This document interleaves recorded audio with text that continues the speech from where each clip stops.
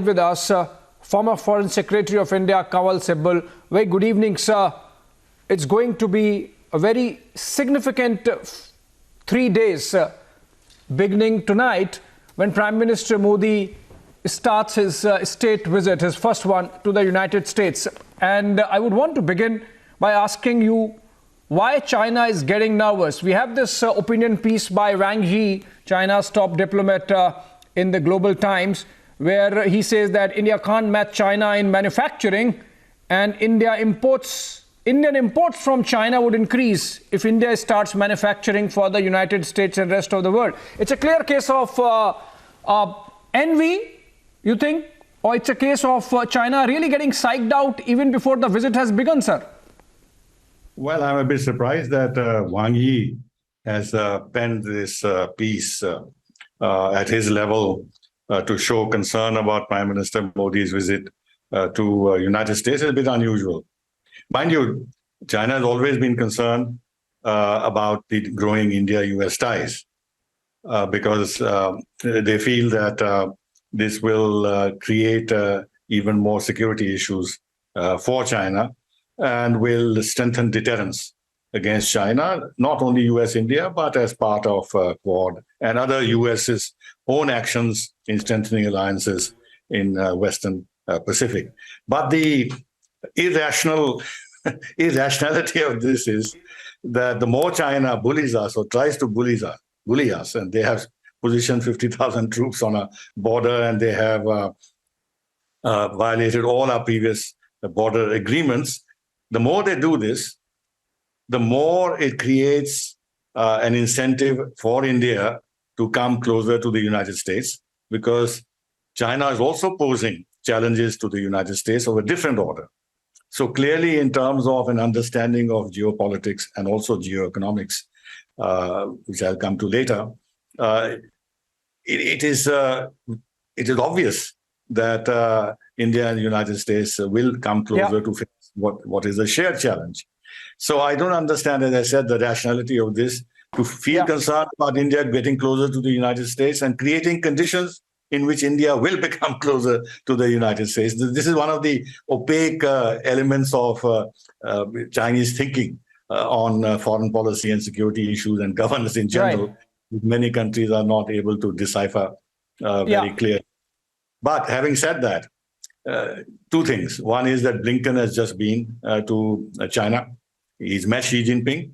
Xi Jinping received him in the Hall of People, which is normally reserved for meeting the heads of state, though the meeting was very short and nothing very material has come out of it.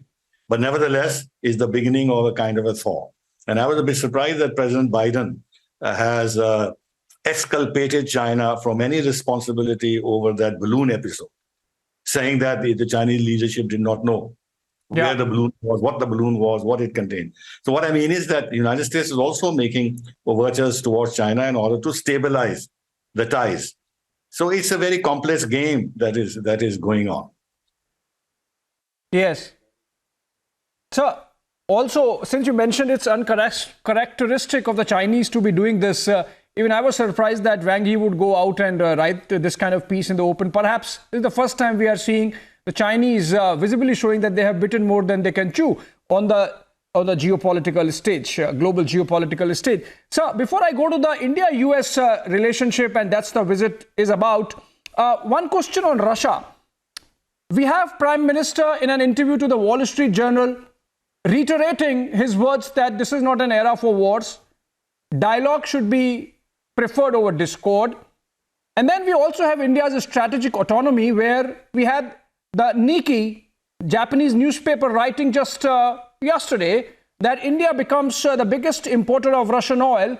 And in a way, by doing so, India has helped global economy maintain its stability, because had we not done that, the kind of stress that would have got generated on the normal, regular oil markets in terms of production, it would have had destabilizing consequences for global economy. So in a way, our strategic autonomy is also getting geoeconomic acceptance.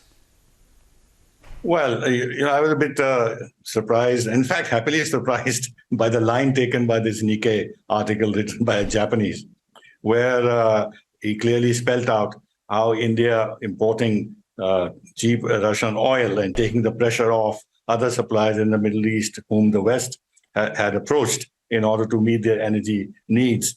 It kept international oil flowing, and therefore the fear that it might climb to $200 per barrel, those fears were $200. even they mentioned 200. Those fears proved wrong. And therefore, India indirectly helped stabilize the global oil market. And this makes sense if you remember when the U.S. Treasury Secretary came here, and she said publicly that you can buy as much Russian oil as you want, so long as you don't use the Western ships and insurance companies.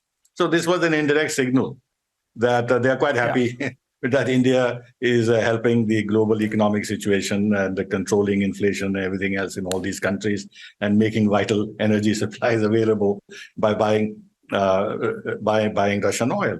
So that certainly makes an interesting reading of the situation. But insofar as what you said about Prime Minister's interview to the Wall Street Journal, first of all, I want to say I hope the Wall Street Journal changes its editorial approach to India, because it has always been very negative. So I hope that the fact that the Prime Minister has chosen to give them an interview will help them to see the India-US relationship in a different light. That is one. The other is Prime Minister saying that it's not an era war and there should be dialogue and diplomacy. I think in one sense, we are reading too much into this as if it is a criticism of Russia alone. It is not. It is not.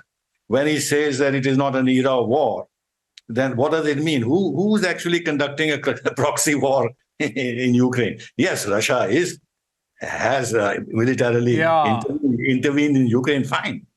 But so has NATO intervened.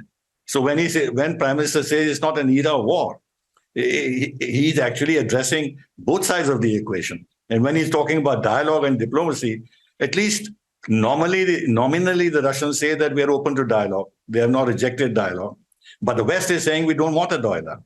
We want some military victory for Ukraine so that when and if negotiations start, they'll have an upper hand.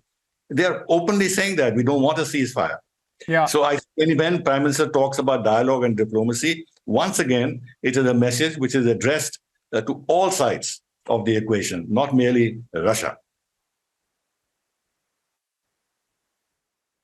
That's a great nuance you brought out, sir. I believe in the first reading, perhaps it would be missed by most that the Prime Minister is actually sort of holding a mirror to the West as well. That if it's not an era of wars for Russia, it as well is not an era of wars for the West and NATO also.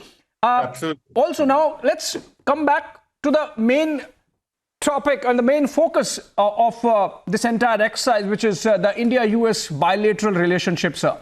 Who knows better than you how transactional the Americans can be? Now, with the kind of red carpet that's really being rolled out from New York to DC, state visit, ceremonial, pomp, pageantry, second address to the joint session of the Congress, something got to give, as the American phrase goes. What the Americans, you think, would be expecting in return from India? You see, it goes back to the India-US nuclear deal, when they understood that if they wanted to develop strategic ties with India, then they had to get rid of outstanding strategic issues like nuclear and missile issues.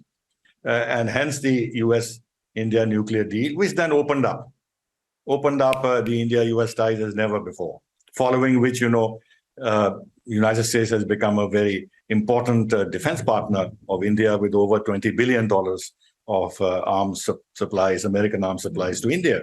We signed all the foundational agreements. The United States made us a major defense partner. It made us, it gave us the status of STA Tier 1, which meant that we could have access to technologies at the level of NATO partners of the United States. We have signed the Industrial Security Annex. We've gone ahead now to negotiate during It was announced during Secretary of State Austin's visit. 2 additional agreements to promote industry-to-industry level defense cooperation, and for that, some kind of a roadmap has also been prepared for the future. So the relationship has grown a great deal over years, and what we see today is actually, in a sense, the culmination of those efforts to reach out to India and treat India increasingly as an equal and valuable partner. That is one aspect. The other, what has pushed this relationship is the China factor, because until recently, United States and China were, in a sense, not only very close. During President Obama's time, they were also discussing a potential G2. And then, of course, China under President Xi Jinping started unveiling its ambitions publicly, that by 2030 we'll do this, and by 2049 we'll become at the center of global governance. And then the BRI project, and challenging US power everywhere. So they pose the frontal challenge to US primacy. Now, the only country in Asia that can stand up to China is India. I mean, Japan, Philippines, Southeast Asian nations, Laos, Cambodia, they are not in a position to do this. With our size, with our population size, with our geographic size, with the size of our economy, with the size of our military, and of course the fact that along with China, we are an ancient civilization in Asia, and we've had a footprint in Asia, in Southeast Asia, which is deeper than that of China, frankly, culturally. So we are the only country that can stand up. Therefore, if United States has to have a viable deterrent policy towards China, India has to be a key partner. Now, this doesn't mean the United States wants a conflict with China or India wants a conflict with China. It is to deter Xi Jinping's ambitions and the kind of hegemony that China is seeking in Asia. That's why, if you know, our foreign minister quite rightly says that we want multipolarity. Yes, but we want first multipolarity in Asia. You know, what does that mean? That in Asia, there can't only be a Chinese pole, there'll also be an Indian pole. So therefore, the Americans have realized this and are taking steps to reinforce ties so that they build up our capacities so that we can mutually support each other in terms of the challenges that we are facing. Now, a couple of other points. When you talk about the ICET initiative, it deals with all the areas in most of which China has made rapid advances, and in some areas they are ahead of the United States and the West. Therefore, in order to keep up with China, have alternatives in the international system, give a choice to other countries which are today being grouped under the Chinese leadership in these technologies, and they control all the raw materials and everything else, critical raw materials. It is necessary for India, as the US sees, for the US and India to come together, because we have a lot of talent. Look at our IT industry. Look at the kind of things that human talent we have, which actually is greatly responsible for much that is happening in the United States, in the Silicon Valley.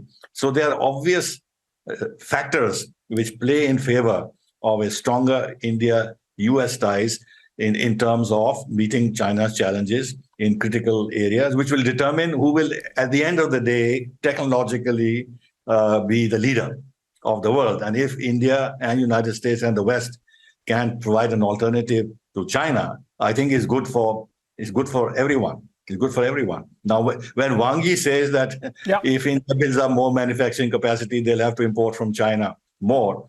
Actually, it's quite interesting what he says, because they are controlling, you take electrical vehicles, they're controlling so much of the vital elements that go into electrical vehicles and everything else. So I think the reason that if India creates more manufacturing capability, the imports from China will go up. Maybe they will, but at the same time, we will also be creating capacities of our own and joint capacities with the United States and others, which will give us alternatives. So it's not a given that everybody will keep dependent on China. Actually shows a sense of concern and fear and apprehension on part of China that the supply chains, might sort of shift away from China. Yeah, in fact, it's surprising that the top diplomat of China failed to see the irony that it is this cocking a snook by the Chinese for some time. It's this bullying that's really making the world rethink on their not just geostrategic but geo-economic choices as well. And perhaps this visit of Prime Minister Modi is a reflection of that thought in the larger Committee of Nations, the discomfort that we have with the Chinese increasingly now. So thank you so much for joining us, Secretary Kanwal Sibal. We hope to keep coming back to you for your perspective over the next few days as Prime Minister's state visit to the United States rolls out. Thank you so much. Thank you very much. Thank you. And on that note, we take a short break. On the other side, biggest live coverage on Republic as Prime Minister set to embark on a 3-day visit to the US.